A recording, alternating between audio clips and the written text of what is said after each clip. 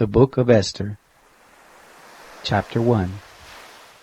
Now it happened in the days of Ahasuerus.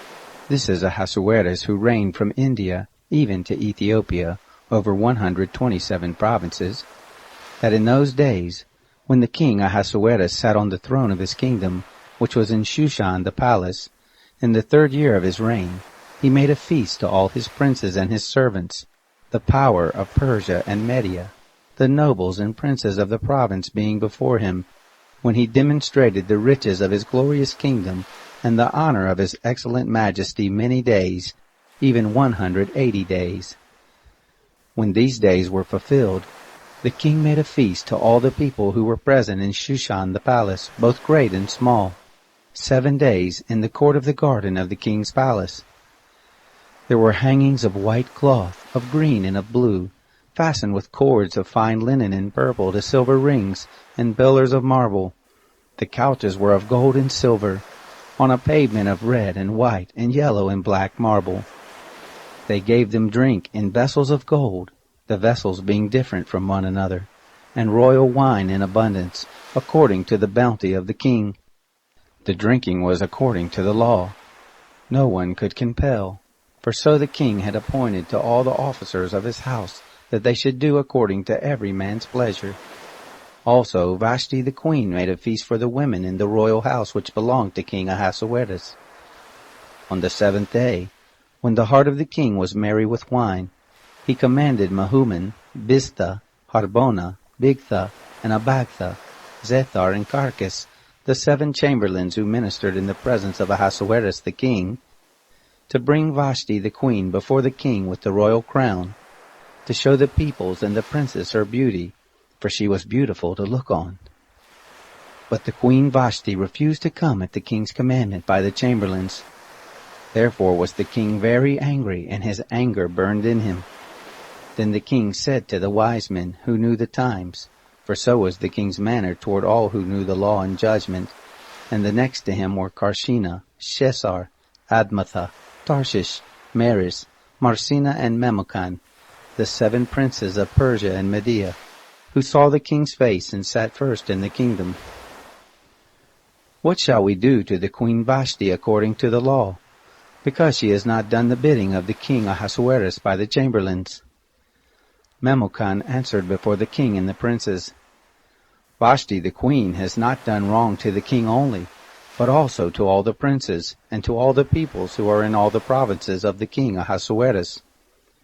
For this deed of the queen will come abroad to all women, to make their husbands contemptible in their eyes, when it shall be reported.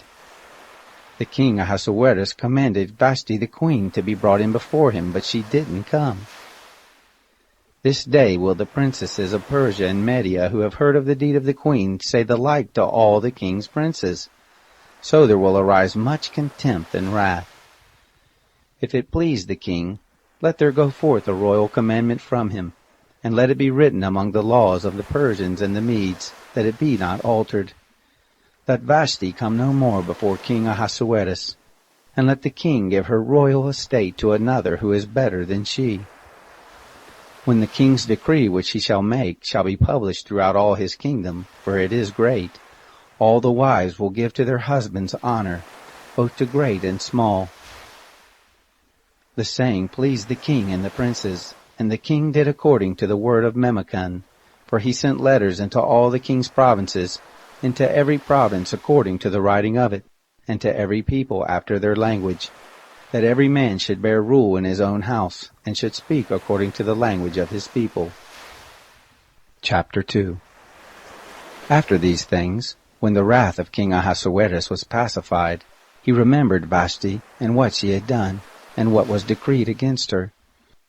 Then said the king's servants who ministered to him, Let there be beautiful young virgins sought for the king, and let the king appoint officers in all the provinces of his kingdom, that they may gather together all the beautiful young virgins to Shushan the palace, to the house of the women, to the custody of Haggai the king's chamberlain, keeper of the women, and let their things for purification be given them, and let the maiden who pleases the king be queen instead of Vashti. The thing pleased the king, and he did so.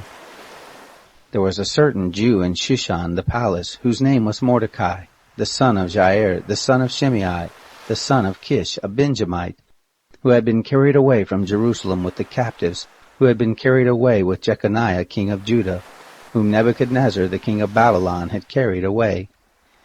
He brought up Hadassah, who is Esther, his uncle's daughter, for she had neither father nor mother, and the maiden was fair and beautiful. And when her father and mother were dead, Mordecai took her for his own daughter. So it happened, when the king's commandment and his decree was heard, and when many maidens were gathered together to Shushan the palace, to the custody of Haggai, that Esther was taken into the king's house, in the custody of Haggai, keeper of the women. The maiden pleased him, and she obtained kindness of him, and he speedily gave her things for her purification with her portions, and the 7 maidens who were to be given her out of the king's house. And he removed her and her maidens to the best place of the house of the women. Esther had not made known her people nor her relatives, for Mordecai had charged her that she should not make it known. Mordecai walked every day before the court of the woman's house to know how Esther did and what would become of her. Now when the turn of every maiden was come to go in to King Ahasuerus, after it had been done to her as prescribed for the women 12 months, for so were the days of their purification accomplished, 6 months with oil of myrrh, and 6 months with sweet odors, and with the things for the purifying of the women. Then in this way came the maiden to the king. Whatever she desired was given to her to go with her out of the house of the women to the king's house. In the evening she went, and on the next day she returned into the second house of the women, to the custody of Shashgaz, the king's chamberlain, who kept the concubines. She came in to the king no more, except the king delighted in her, and she was called by name. Now when the turn of Esther, the daughter of Abihail, the uncle of Mordecai, who had taken her for his daughter, was come to go into the king, she required nothing but what Haggai, the king's chamberlain, the keeper of the women, appointed. Esther obtained favor in the sight of all those who looked at her. So Esther was taken to King Ahasuerus into his royal house in the 10th month, which is the month Tebeth, in the 7th year of his reign.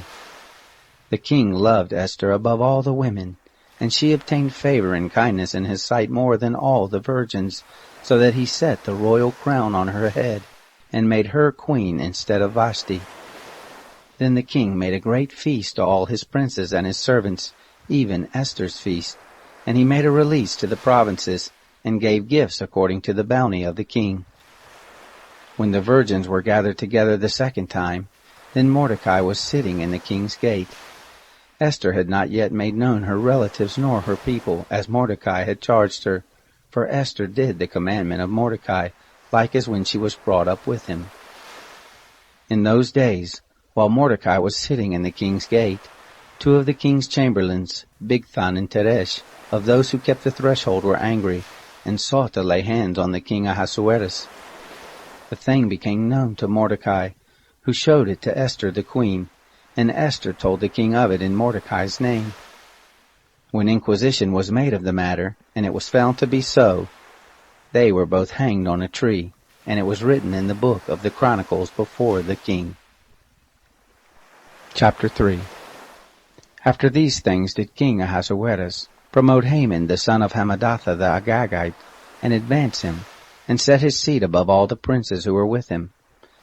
All the king's servants who were in the king's gate bowed down and did reverence to Haman, for the king had so commanded concerning him. But Mordecai didn't bow down nor do him reverence. Then the king's servants who were in the king's gate said to Mordecai, "Why do you disobey the king's commandment?"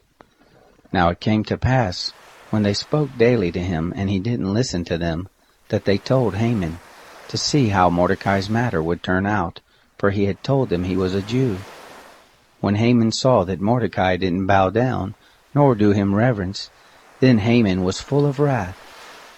But he scorned the thought of laying hands on Mordecai alone, for they had made known to him the people of Mordecai. Therefore Haman sought to destroy all the Jews who were throughout the whole kingdom of Ahasuerus, even the people of Mordecai.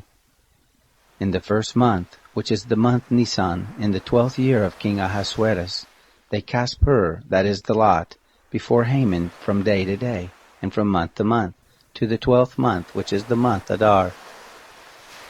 Haman said to King Ahasuerus, There is a certain people scattered abroad and dispersed among the peoples in all the provinces of your kingdom, and their laws are different from those of every people, neither do they keep the king's laws. Therefore it is not for the king's profit to allow them to live. If it please the king, let it be written that they be destroyed, and I will pay 10,000 talents of silver into the hands of those who have charge of the king's business, to bring it into the king's treasuries. The king took his ring from his hand and gave it to Haman, the son of Hammedatha the Agagite, the Jews' enemy. The king said to Haman, The silver is given to you, the people also, to do with them as it seems good to you. Then were the king's scribes called in the 1st month, on the 13th day, and there was written according to all that Haman commanded to the king's satraps, and to the governors who were over every province, and to the princes of every people, to every province according to the writing of it, and to every people after their language. In the name of King Ahasuerus was it written, and it was sealed with the king's ring. Letters were sent by post into all the king's provinces, to destroy, to kill, and to cause to perish all Jews, both young and old, little children and women, in one day, even on the 13th day of the 12th month, which is the month Adar, and to take the spoil of them for a prey. A copy of the writing, that the decree should be given out in every province, was published to all the peoples, that they should be ready against that day. The post went out in haste by the king's commandment, and the decree was given out in Shushan the palace. The king and Haman sat down to drink, but the city of Shushan was perplexed. Chapter 4. Now when Mordecai knew all that was done, Mordecai tore his clothes, and put on sackcloth with ashes, and went out into the midst of the city, and cried with a loud and a bitter cry. And he came even before the king's gate, for none might enter in within the king's gate clothed with sackcloth. In every province, wherever the king's commandment and his decree came, there was great mourning among the Jews, and fasting, and weeping and wailing, and many lay in sackcloth and ashes. Esther's maidens and her chamberlains came and told her, and the queen was very grieved, and she sent clothing to clothe Mordecai, and to take his sackcloth from off of him, but he didn't receive it.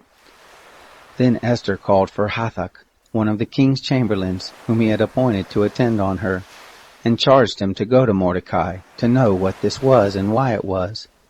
So Hathach went forth to Mordecai, to the broad place of the city, which was before the king's gate. Mordecai told him of all that had happened to him, and the exact sum of money that Haman had promised to pay to the king's treasuries for the Jews to destroy them. Also he gave him the copy of the writing of the decree that was given out in Shushan to destroy them, to show it to Esther, and to declare it to her, and to charge her that she should go into the king, to make supplication to him, and to make request before him for her people. Hathach came and told Esther the words of Mordecai. Then Esther spoke to Hathach, and gave him a message to Mordecai, saying, All the king's servants, and the people of the king's provinces, do know that whoever, whether man or woman, shall come into the king into the inner court, who is not called, there is one law for him, that he be put to death, except those to whom the king shall hold out the golden scepter that he may live. But I have not been called to come into the king these 30 days. They told Mordecai Esther's words. Then Mordecai bid them return this answer to Esther. Don't think to yourself that you shall escape in the king's house more than all the Jews. For if you altogether hold your peace at this time, then will relief and deliverance arise to the Jews from another place. But you and your father's house will perish.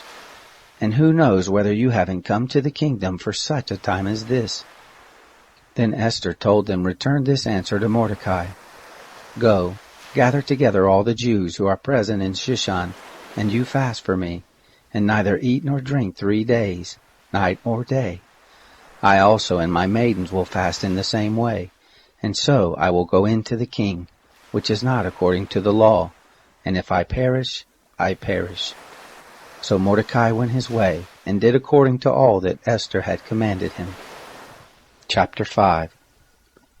Now it happened on the third day that Esther put on her royal clothing, and stood in the inner court of the king's house, over against the king's house, and the king sat on his royal throne in the royal house, over against the entrance of the house. It happened, when the king saw Esther the queen standing in the court, that she obtained favor in his sight, and the king held out to Esther the golden scepter that was in his hand. So Esther drew near and touched the top of the scepter. Then the king said to her, "What do you want, Queen Esther, and what is your request? It shall be given you even to the half of the kingdom." Esther said, "If it seems good to the king, let the king and Haman come this day to the banquet that I prepared for him." Then the king said, "Cause Haman to make haste, that it may be done as Esther has said." So the king and Haman came to the banquet that Esther had prepared. The king said to Esther at the banquet of wine, "What is your petition? And it shall be granted you. And what is your request? Even to the half of the kingdom it shall be performed." Then answered Esther, and said, "My petition and my request is, if I have found favor in the sight of the king, and if it please the king to grant my petition and to perform my request, let the king and Haman come to the banquet that I shall prepare for them, and I will do tomorrow as the king has said." Then went Haman forth that day joyful and glad of heart. But when Haman saw Mordecai in the king's gate, that he didn't stand up nor move for him, he was filled with wrath against Mordecai. Nevertheless, Haman refrained himself and went home, and he sent and fetched his friends and Zeresh his wife. Haman recounted to them the glory of his riches, and the multitude of his children, and all the things in which the king had promoted him, and how he had advanced him above the princes and servants of the king. Haman said, moreover, "Yes, Esther the queen, let no man come in with the king to the banquet that she had prepared but myself, and tomorrow also I am invited by her together with the king. Yet all this avails me nothing, so long as I see Mordecai the Jew sitting at the king's gate." Then said Zeresh his wife, and all his friends to him, "Let a gallows be made 50 cubits high, and in the morning speak to the king, that Mordecai may be hanged on it. Then you go in merrily with the king to the banquet." The thing pleased Haman, and he caused the gallows to be made. Chapter 6. On that night the king couldn't sleep, and he commanded to bring the book of records of the Chronicles, and they were read before the king. It was found written that Mordecai had told of Bigthana and Teresh, two of the king's chamberlains of those who kept the threshold, who had sought to lay hands on the king Ahasuerus. The king said, "What honor and dignity has been bestowed on Mordecai for this?" Then the king's servants who ministered to him said, "Nothing has been done for him." The king said, "Who is in the court?" Now Haman had come into the outward court of the king's house to speak to the king to hang Mordecai on the gallows that he had prepared for him. The king's servant said to him, "Behold, Haman stands in the court." The king said, "Let him come in." So Haman came in. The king said to him, "What shall be done to the man whom the king delights to honor?" Now Haman said in his heart, "To whom would the king delight to do honor more than to myself?" Haman said to the king, "For the man whom the king delights to honor, let royal clothing be brought which the king uses to wear, and the horse that the king rides on, and on the head of which a royal crown is set, and let the clothing and the horse be delivered to the hand of one of the king's most noble princes, that they may array the man therewith whom the king delights to honor, and cause him to ride on horseback through the street of the city, and proclaim before him, 'Thus shall it be done to the man whom the king delights to honor.'" Then the king said to Haman, "Make haste, and take the clothing and the horse as you have said, and do even so to Mordecai the Jew, who sits at the king's gate. Let nothing fail of all that you have spoken." Then Haman took the clothing and the horse, and arrayed Mordecai, and caused him to ride through the street of the city, and proclaim before him, "Thus shall it be done to the man whom the king delights to honor." Mordecai came again to the king's gate, but Haman hurried to his house, mourning and having his head covered. Haman recounted to Zeresh's wife and all his friends everything that had happened to him.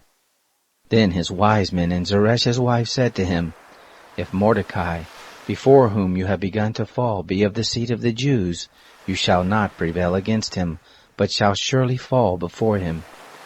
While they were yet talking with him, came the king's chamberlains, and hurried to bring Haman to the banquet that Esther had prepared. Chapter 7. So the king and Haman came to the banquet with Esther the queen. The king said again to Esther on the second day at the banquet of wine, "What is your petition, Queen Esther? And it shall be granted you. And what is your request? Even to the half of the kingdom it shall be performed." Then Esther the queen answered, "If I have found favor in your sight, O king, and if it please the king, let my life be given me at my petition, and my people at my request, for we are sold, I and my people, to be destroyed, to be slain, and to perish. But if we had been sold for bondservants and bondmaids, I had held my peace, although the adversary could not have compensated for the king's damage." Then spoke the king Ahasuerus and said to Esther the queen, "Who is he, and where is he, that dared presume in his heart to do so?" Esther said, "An adversary and an enemy, even this wicked Haman." Then Haman was afraid before the king and the queen. The king arose in his wrath from the banquet of wine, and went into the palace garden. And Haman stood up to make request for his life to Esther the queen, for he saw that there was evil determined against him by the king. Then the king returned out of the palace garden into the place of the banquet of wine, and Haman was fallen on the couch where Esther was. Then said the king, "Will he even force the queen before me in the house?" As the word went out of the king's mouth, they covered Haman's face. Then said Harbona, one of the chamberlains who were before the king, "Behold also the gallows 50 cubits high, which Haman has made for Mordecai, who spoke good for the king, stands in the house of Haman." The king said, "Hang him there on it." So they hanged Haman on the gallows that he had prepared for Mordecai. Then was the king's wrath pacified. Chapter 8. On that day did the king Ahasuerus give the house of Haman the Jew's enemy to Esther the queen. Mordecai came before the king, for Esther had told what he was to her. The king took off his ring, which he had taken from Haman, and gave it to Mordecai. Esther set Mordecai over the house of Haman. Esther spoke yet again before the king, and fell down at his feet, and begged him with tears to put away the mischief of Haman the Agagite, and his device that he had devised against the Jews. Then the king held out to Esther the golden scepter. So Esther arose and stood before the king. She said, "If it please the king, and if I have found favor in his sight, and the thing seem right before the king, and I be pleasing in his eyes, let it be written to reverse the letters devised by Haman, the son of Hammedatha the Agagite, which he wrote to destroy the Jews who are in all the king's provinces. For how can I endure to see the evil that shall come to my people? Or how can I endure to see the destruction of my relatives?" Then the king Ahasuerus said to Esther the queen and to Mordecai the Jew, "See, I have given Esther the house of Haman, and him they have hanged on the gallows, because he laid his hand on the Jews. Write you also to the Jews as it pleases you, in the king's name, and seal it with the king's ring, for the writing which is written in the king's name, and sealed with the king's ring, may no man reverse." Then were the king's scribes called at that time, in the 3rd month Sivan, on the 23rd day, and it was written according to all that Mordecai commanded to the Jews, and to the satraps, and the governors and princes of the provinces which are from India to Ethiopia, 127 provinces, to every province according to the writing of it, and to every people after their language, and to the Jews according to their writing and according to their language. He wrote the name of King Ahasuerus, and sealed it with the king's ring, and sent letters by post on horseback, riding on swift steeds that were used in the king's service, bred of the stud. in which the king granted the Jews who were in every city to gather themselves together, and to stand for their life, to destroy, to kill, and to cause to perish all of the power of the people and province that would assault them, their little ones and women, and to take the spoil of them for a prey, on one day in all the provinces of King Ahasuerus, namely, on the 13th day of the 12th month, which is the month Adar. A copy of the writing, that the decree should be given out in every province, was published to all the peoples, and that the Jews should be ready against the day to avenge themselves on their enemies. So the post who rode on swift steeds that were used in the king's service went out, being hurried and pressed on by the king's commandment, and the decree was given out in Shushan the palace. Mordecai went forth from the presence of the king in royal clothing of blue and white, and with a great crown of gold, and with a robe of fine linen and purple, and the city of Shushan shouted and was glad. The Jews had light and gladness, and joy and honor. In every province, and in every city, wherever the king's commandment and his decree came, the Jews had gladness and joy, a feast and a good day. Many from among the peoples of the land became Jews, for the fear of the Jews was fallen on them. Chapter 9. Now in the 12th month, which is the month Adar, on the 13th day of the same, when the king's commandment and his decree drew near to be put in execution, on the day that the enemies of the Jews hoped to have rule over them, whereas it was turned to the contrary, that the Jews had rule over those who hated them, the Jews gathered themselves together in their cities throughout all the provinces of the king Ahasuerus, to lay hand on such as sought their hurt, and no man could withstand them, for the fear of them was fallen on all the peoples. All the princes of the provinces, and the satraps and the governors, and those who did the king's business helped the Jews, because the fear of Mordecai was fallen on them. For Mordecai was great in the king's house, and his fame went forth throughout all the provinces, for the man Mordecai grew greater and greater. The Jews struck all their enemies with the stroke of the sword, and with slaughter and destruction, and did what they would to those who hated them. In Shushan the palace, the Jews killed and destroyed 500 men, Parshandatha and Dalphon and Aspatha, and Poratha and Adelia, and Eradatha, and Parmashta and Arasai, and Aradai, and Vaizatha. The 10 sons of Haman the son of Hammedatha, the Jews' enemy, they killed, but they didn't lay their hand on the spoil. On that day the number of those who were slain in Shushan the palace was brought before the king.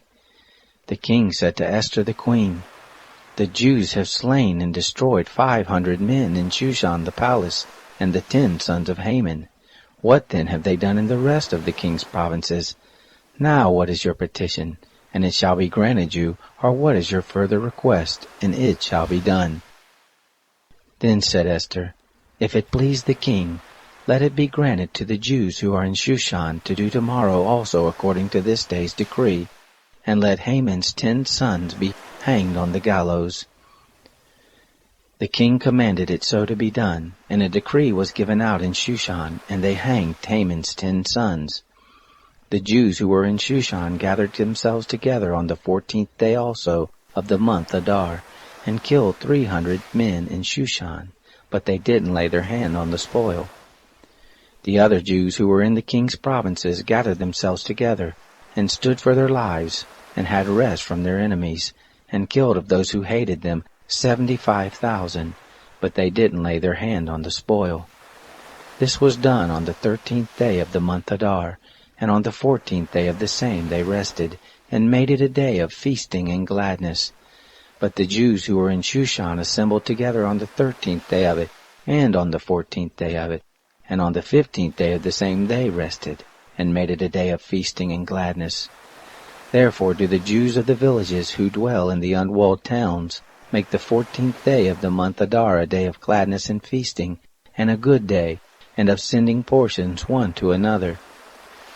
Mordecai wrote these things, and sent letters to all the Jews who were in all the provinces of the king Ahasuerus, both near and far, to enjoin those that they should keep the 14th day of the month Adar, and the 15th day of the same yearly, as they should make them days of feasting and gladness, and of sending portions one to another, and gifts to the needy.